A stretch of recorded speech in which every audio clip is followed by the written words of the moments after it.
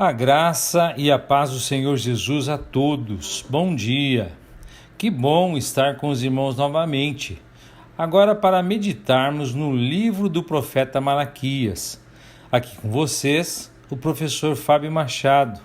E estaria expondo do capítulo 1 até o capítulo 4, ou seja, todo o livro de Malaquias.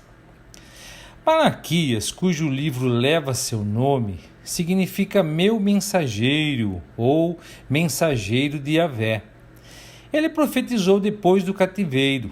Além disso, a leitura de suas declarações deixa claro que ele profetizou depois de Ageu e Zacarias. Ficamos sabendo que o templo foi totalmente concluído e que a adoração no templo com os sacerdotes foi restaurada por vários anos. Depois que a influência benéfica de Esdras e Neemias passou, o povo começou a entrar em declínio e as condições que o profeta repreendeu foram resultado dessa apostasia. Com relação à data da profecia, acredita-se que ocorreram entre 433 e 424 a.C.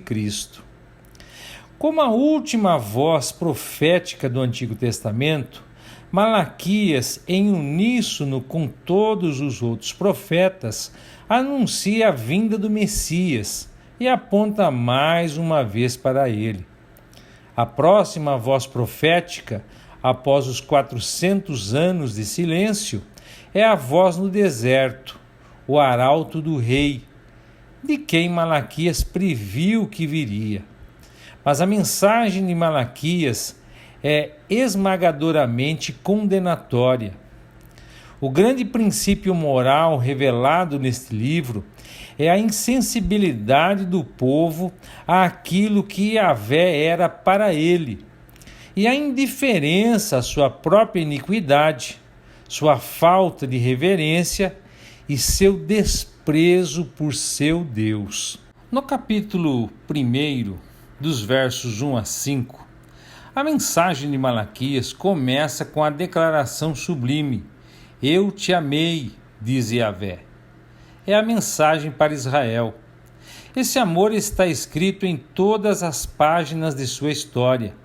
Moisés lhes havia dito: Só o Senhor teve prazer em teus pais para amá-los, e ele escolheu a sua descendência depois deles, sim, vocês, acima de todos os povos, como hoje é o dia.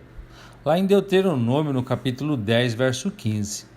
E como pôde esta geração, trazida de volta pela misericórdia divina lá da Babilônia, a geração que havia ouvido as palavras maravilhosas de Ageu e Zacarias, poderia responder descaradamente: Em que nos amaste? Então o Senhor, com sua infinita paciência, respondeu-lhes: Não era Esaú irmão de Jacó? Diz Yahvé. Todavia, eu amei Jacó e odiei Esaú, e destruí as suas montanhas e a sua herança para os dragões do deserto ou os chacais do deserto. Essa declaração nos leva de volta a Gênesis, mas em vão procuramos essa declaração naquele primeiro livro da Bíblia. Embora seja citado também no capítulo 9 de Romanos, não é encontrado em nenhum lugar com relação à história do nascimento dos gêmeos. Não significa, entretanto, que a escolha de Deus foi determinada pelo caráter do indivíduo. Isso tornaria o homem o governante e não Deus.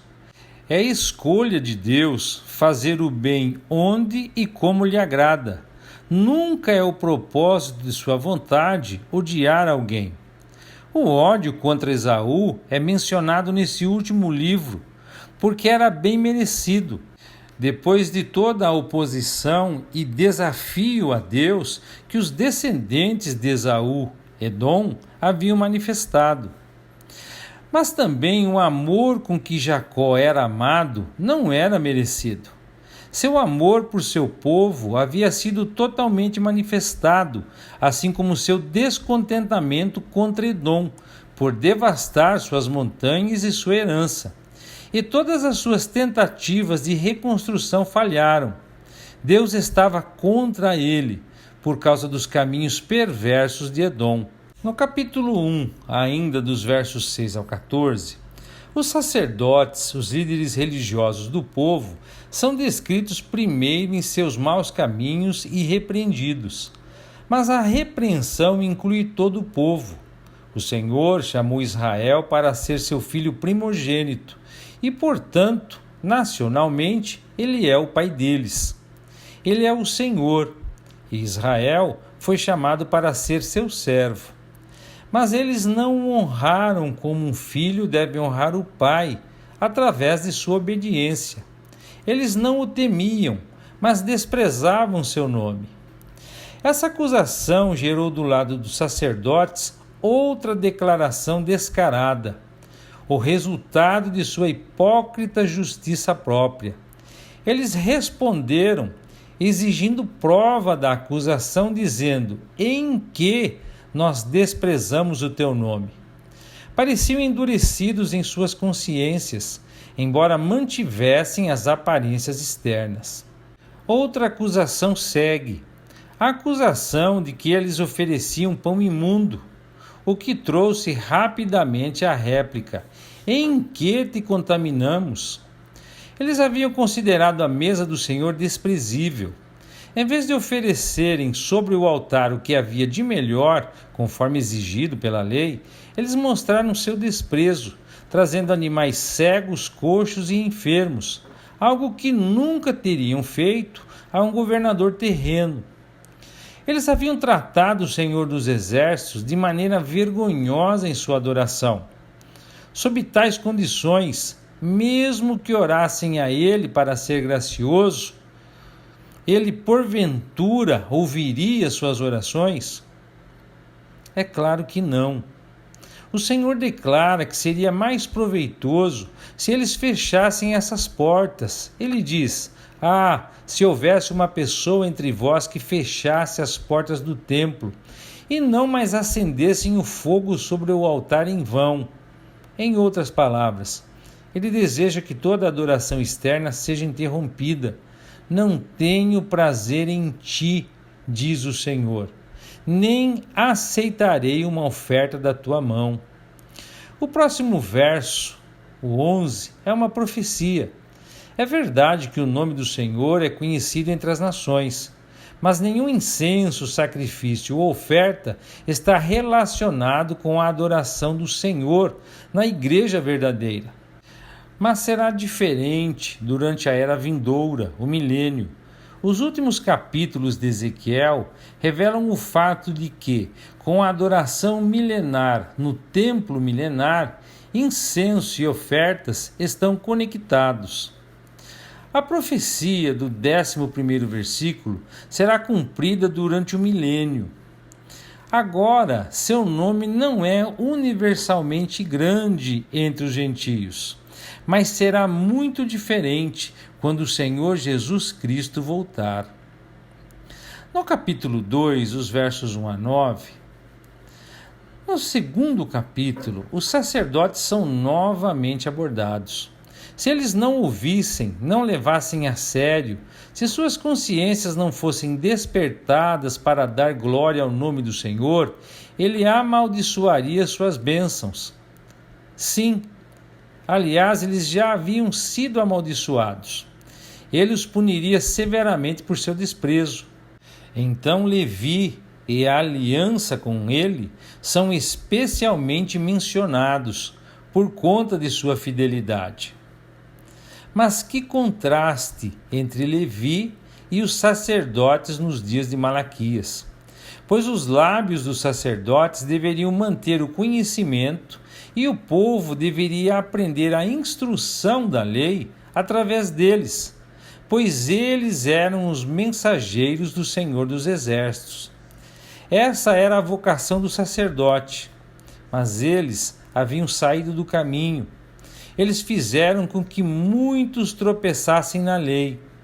eles haviam corrompido a aliança de Levi. Portanto, o Senhor os tornara desprezíveis e vis perante todo o povo. Nos versos 10 a 17 do capítulo 2, os sacerdotes eram corruptos e com seu mau exemplo, o povo também era corrupto. É o profeta quem fala no verso 10. O único pai era Yahvé, com quem a nação mantinha uma relação de aliança. Eles tinham um pai e eram um como nação. Profanando essa aliança, eles agiram traiçoeiramente cada homem contra seu irmão. A abominação na vida social, pela qual a aliança foi profanada e a santidade do Senhor ultrajada, foi o casamento deles com as filhas dos pagãos. Eles haviam abandonado suas próprias esposas israelitas para entrarem nessas alianças profanas. Os israelitas agiram sem fé para com seus irmãos, tanto quando contraíram casamento com mulheres pagãs, quanto quando repudiaram suas esposas legítimas, e assim profanaram o pacto dos pais, isto é, o pacto que Yahvé fez com seus pais, quando ele os escolheu para que fossem um povo separado. Aqueles que haviam feito isso certamente seriam eliminados. O verso 13 descreve o choro e as lágrimas das esposas judias abandonadas. É a mesma condição, só que pior, da que está registrada em Esdras e Neemias. Tudo isso era uma abominação para o Senhor. E quando foram repreendidos por essas condições sociais e atos perversos, eles poderiam se questionarem entre si: por quê? Eles estavam tão endurecidos que não podiam ver porque eram os culpados. O difícil 15º versículo se refere à relação matrimonial, na qual Deus faz dos dois um. E por que um?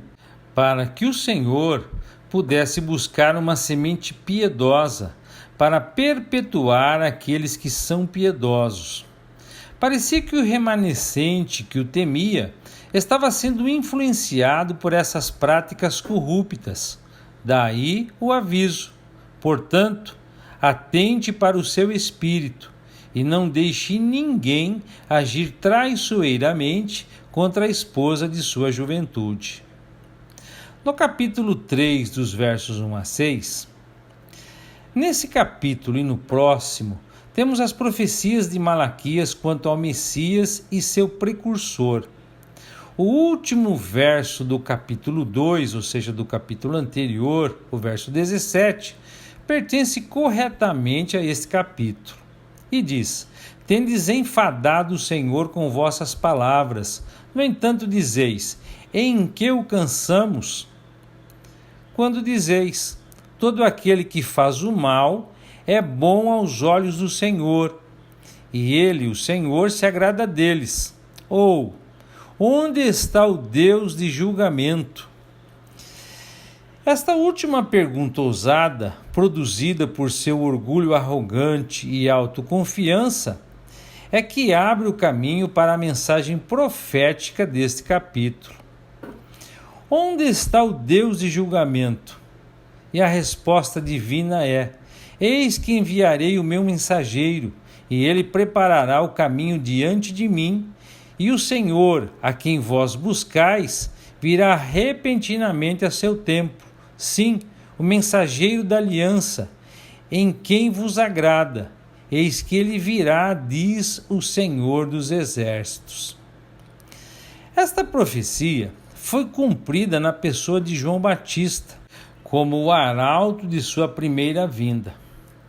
Ainda que esta profecia, considerada à luz da profecia no capítulo 4, a respeito da vinda de Elias, ainda precisa ser totalmente cumprida. João Batista não era Elias. Elias ainda está por vir e fazer sua obra antes do grande dia do Senhor. O mensageiro é seguido pelo Senhor, o anjo da aliança, que é o mesmo anjo do Senhor que apareceu frequentemente na história passada de Israel, e geralmente na forma de um ser humano. O anjo do Senhor é o Filho de Deus em suas manifestações pré-encarnacionais, ou seja, antes de o Verbo se tornar carne e habitar entre nós na pessoa do Senhor Jesus. Ele é anunciado aqui como o anjo da aliança. A nação não acreditou em sua vinda e perguntou: onde está o Deus de julgamento? Eles haviam pedido por ele. Que houve um cumprimento parcial desta profecia quando nosso Senhor, o Messias de Israel, veio inesperadamente ao templo, não deve ser esquecido. Mas que foi o cumprimento total dessas palavras não é verdade. Isso será realizado no dia de seu retorno, precedido por outro mensageiro. Sua pergunta, onde está o Deus de julgamento, será então totalmente respondida. E o que será, lemos nos próximos 2 versículos. Ele purificará a nação da escória, começando pelos filhos de Levi. É o mesmo que em Zacarias 13, verso 9. João Batista também anunciou o mesmo, quando testemunhou inspirado a purificação da eira e da queima da palha com fogo inextinguível, conforme narrado no capítulo 3, verso 12 de Mateus. Ele ali se referiu não à primeira vinda de Cristo, mas à sua segunda vinda. Como resultado desse julgamento reservado para a nação, quando os feiticeiros, adúlteros, falsos juradores e os opressores serão tratados, lemos no 4º verso: então será a oferta de Judá e Jerusalém agradável ao Senhor, como nos dias antigos e como nos primeiros anos. Dos versos 7 a 12 do capítulo 3, outra repreensão é administrada. Eles sempre foram um povo obstinado, nunca obediente às suas ordenanças. Seu gracioso chamado para retornar a ele e a promessa de que ele retornará a eles é respondida por em que voltaremos ou em que tornaremos. Eles haviam roubado a Deus, pois os dízimos e ofertas que ele exigiu na aliança da lei foram retidos. Por causa disso, faltava a bênção e a maldição pairava sobre a nação. Em seguida, segue uma ordem de trazer todos os dízimos para a casa do tesouro e o desafio de prová-lo, com a certeza de bênçãos abundantes. E aqui eu quero abrir um parênteses. É estranho que mesmo aqueles que têm um bom conhecimento da verdade recorram a este versículo e afirmem que ele é obrigatório e deve ser praticado entre os crentes. E eu quero citar aqui 2 motivos para minha afirmação. Primeiro, porque é uma ignorância escriturística relacionar o dízimo à lei. Porque nós já lemos lá em Gênesis capítulo 14, versos de 17 a 20, que Abrão entregou seus dízimos a Melquisedeque, alguns séculos antes da lei ter sido entregue a Moisés. Precisamos compreender que a lei só regulamentou algo que já existia e era praticado. E segundo, a verdadeira doação cristã, como tudo mais na vida e serviço de um verdadeiro cristão, deve ser feita não por lei, mas pela graça. Pois, como diz o apóstolo Paulo, Deus é o que opera em vós tanto o querer como o realizar, segundo o poder que em vós opera, ou seja, sob a direção do Espírito Santo. Então não pode ser algo obrigatório, mas voluntário. O cristão deve dar com alegria, dando conforme o Senhor o fez prosperar, comunicando-se com os outros, fazendo o bem, lembrando-se dos pobres, ministrando nas coisas temporais aos que ministram nas coisas espirituais.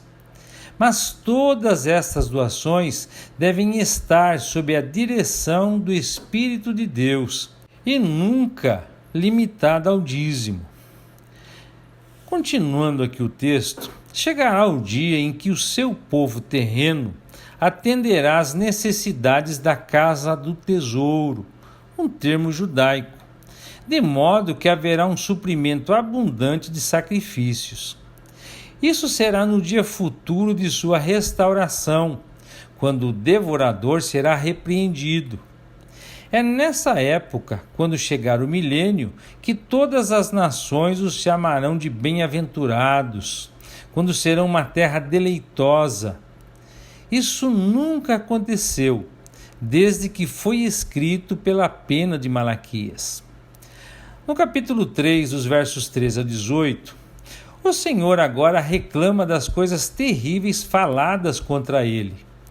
E quando eles se fazem de desentendidos, Deus repete suas palavras. É inútil servir a Deus. Que vantagem temos em servi-lo e obedecê-lo? Sendo assim, felizes são os arrogantes, que, embora sendo maus, prosperam e saem impunes aos olhos de Deus. Mas em meio a todas essas condições morais terríveis, encontramos uma imagem agradável de uma porção piedosa, a quem o Senhor menciona de maneira especial. Haviam ainda aqueles que temiam o Senhor, não simpatizavam com as práticas perversas de seus irmãos, não compartilhavam do desprezo e incredulidade manifestados pelas bases do povo. Eles se reuniram para honrá-lo, para ler sua palavra, para invocar o Senhor. E o Senhor os ouviu, ficou satisfeito com eles e registrou seus nomes num livro memorial. A escrituração contábil da glória de Deus. Ele tem uma promessa especial para eles. E eles serão meus, diz o Senhor dos Exércitos, naquele dia em que os farei as minhas joias, e poupá-los-ei como um homem poupa seu filho que o serve. Como vimos, esta será a diferença entre o justo e o perverso, entre o que serve a Deus e o que não o serve. No capítulo 4, dos versos 1 a 6, está a mensagem final da palavra profética do Antigo Testamento. O dia, aquele dia vindouro do Senhor, tão frequentemente mencionado em todas as partes do Antigo Testamento, é mais uma vez trazido diante de nós. É o dia do fogo, o dia do ajuste de contas com os ímpios, que serão consumidos como restolho. Mas aquele dia traz não apenas o fogo do julgamento, o encerramento do dia do homem, o destronamento do mal, mas será também o dia do nascer do sol. O sol da justiça nascerá com cura em suas asas. O sol da justiça é o Senhor Jesus Cristo. É o lindo símbolo de sua vinda pessoal, visível e gloriosa, para inaugurar aquele dia, que durará 1000 anos, nos quais ele governará em poder e glória. O Velho Testamento nada sabe sobre sua vinda como a estrela da manhã. Essa vinda é revelada exclusivamente no Novo Testamento em relação à sua igreja. A estrela da manhã precede o nascer do sol. Mesmo assim, antes que esse dia chegue, antes da grande tribulação com a ira derramada, o Senhor Jesus vem para os seus santos como a estrela da manhã. A igreja não espera pelo nascer do sol, mas pelo nascer da estrela da manhã. Quando o sol da justiça surgir, ele trará cura e bênção. Seu povo terreno o espera, o remanescente, que se encherá de alegria e se alegrará como bezerros, enquanto os ímpios serão pisoteados. O capítulo inteiro é uma profecia futura. Embora tenha havido um cumprimento parcial do primeiro versículo do terceiro capítulo, como nós vimos, tudo nesse capítulo final aguarda seu cumprimento. Elias, o profeta, é anunciado. João Batista veio no espírito e no poder de Elias, mas ele não era o Elias prometido aqui. Se quereis receber, disse nosso Senhor, este é o Elias que deve vir. Foi um testemunho de fé e não o cumprimento da profecia de Malaquias. Se os judeus tivessem aceitado a Cristo, João então teria sido Elias. Nosso Senhor dá testemunho disso. Elias verdadeiramente virá primeiro e restaurará todas as coisas. Mas eu vos digo que Elias já veio e não o conheceram, mas fizeram-lhe tudo o que quiseram. Da mesma forma, também o Filho do Homem padecerá por eles. Quando a era se encerrar, outra aparecerá. O Elias, anunciado por Malaquias, virá e fará sua obra de restauração entre o povo de Israel antes da vinda do grande e terrível dia do Senhor. O encerramento da palavra profética do Antigo Testamento é majestosamente solene. O testemunho final em Malaquias fala que Elias deve vir e pregar o arrependimento, como João Batista fez na primeira vinda de Cristo. E a menos que os judeus o escutem e se voltem para o Senhor, eles serão destruídos e participarão daquela maldição eterna que cairá sobre os ímpios no dia do julgamento. É assim, amados, concluímos o livro do profeta Malaquias e a exposição de hoje. E eu queria considerar com os irmãos algo muito relevante para as nossas vidas. Constantemente lemos nas Escrituras a respeito dos remanescentes, aqueles que permanecem fiéis a Deus apesar das circunstâncias. Tal remanescente de pessoas piedosas existia nos dias de Malaquias. E quando eles dormiram no Senhor, outros tomaram seus lugares. O Senhor sempre preservou uma semente piedosa em cada geração durante os 400 anos de silêncio. E quando esse silêncio foi quebrado pela mensagem do anjo ao sacerdote Zacarias, vemos tal remanescente no limiar do Novo Testamento.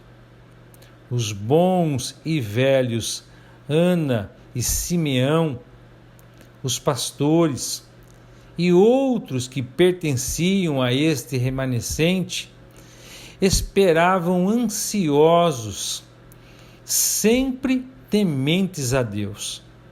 E assim será antes de sua segunda vinda. Um remanescente semelhante estará então na terra, aguardando o seu glorioso retorno. Que o Eterno os abençoe e até a próxima, se Deus quiser.